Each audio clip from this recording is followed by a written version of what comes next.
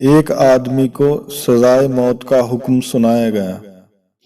اس شخص سے اس کی کوئی آخری خواہش معلوم کی گئی تو اس شخص نے کہا، میں بادشاہ سلامت سے ملنا چاہتا ہوں۔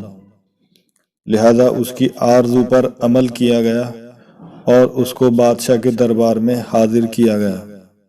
جب وہ شخص بادشاہ کے دربار میں حاضر ہوا تو اس نے بلند آواز میں کہا، السلام علیکم۔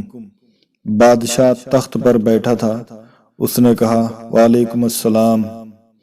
بادشاہ نے کہا، کیا مسئلہ ہے؟ اس نے کہا کہ کچھ نہیں، میرا کام ہو گیا۔ جب جلاد آیا اس کو قتل کرنے کے لیے تو اس نے کہا کہ آپ مجھے قتل نہیں کر سکتے۔ جلاد نے کہا، کیوں؟ تو اس شخص نے کہا کہ بادشاہ سلامت نے مجھے سلامتی کی ضمانت دی ہے۔ وہاں موجود بادشاہ نے حیرت سے اس شخص سے پوچھا، میں نے تجھے ضمانت کب دی ہے؟